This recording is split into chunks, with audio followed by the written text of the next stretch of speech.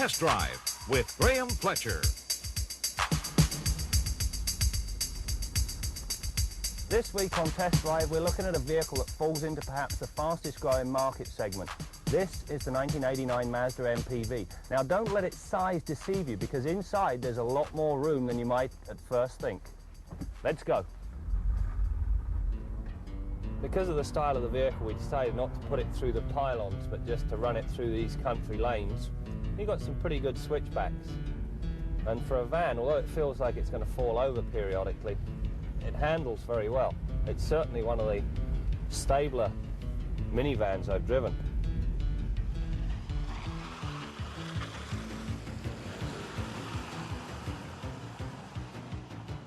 Surprising, the MPV really doesn't ride and drive like a truck.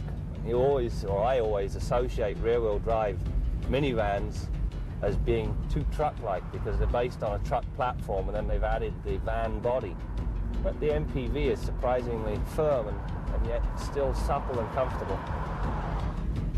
In a van like this, you sit very high off the ground, and with the large expanse of glass, the visibility is very good. We found a nice straight stretch of road, so we're going to run the Mazda MPV up to 100 and see how long it takes. So I suggest you hang on.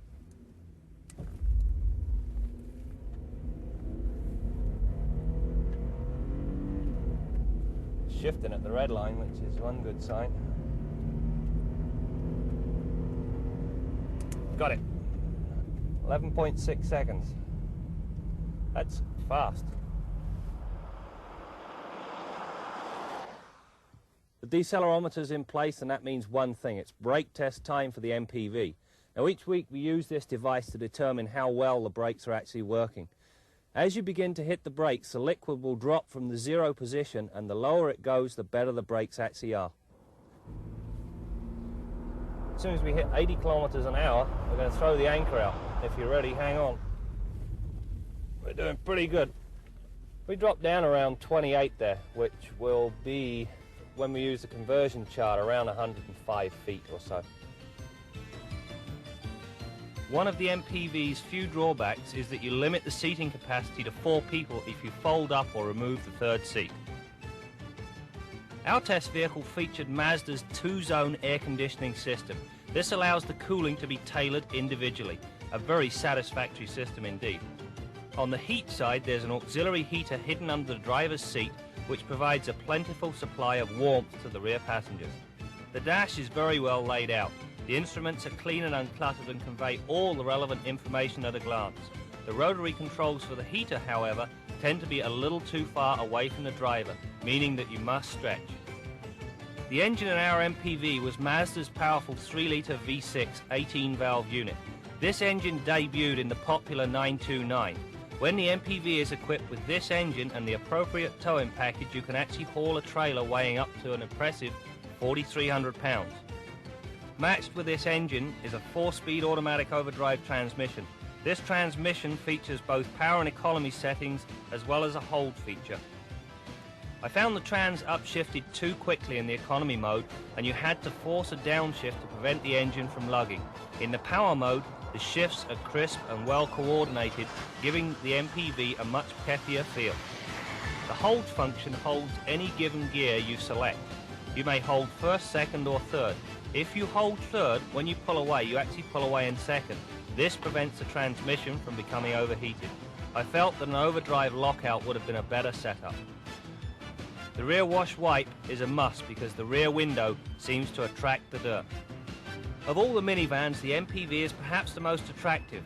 Lots of glass gives it a light, airy feeling, and the fender flares a sportier appearance, minimizing the boxy shape. Inside, the MPV provides you with everything you'd expect of an expensive sedan, plus almost limitless versatility. Needless to say, I was impressed with the MPV. Multi-purpose or multi-passenger, the MPV fits the bill. Now, normally I have my pet peeve in and around now, but this week, because a lot of people have been hitting on Mazda for having a side opening door, I figured I wouldn't bother because personally it didn't bother me. However, if you do park in a tight space, you might be wise to unload your passengers before you get in there. Anyway, that aside, let's go to the scoreboard. The MPV reaches the 100k mark surprisingly quickly. In fact, I was amazed by the 11.7 second time it turned in. The handling characteristics are very good. It hides its truck-like traits very well. However, if you push the MPV hard into corners, be prepared for the amount of lean. I think the sensation is in fact worse than the actual amount of lean. The brakes pulled up in a straight line with no nasty surprises, all in all acceptable. 70 decibels is respectable, and there is very little wind or engine noise evident. Our test vehicle turned in 11.7 litres per 100 kilometres, which is approximately 24 miles per gallon. More than fair for this type of vehicle. My overall rating, in short, the best minivan around at the moment.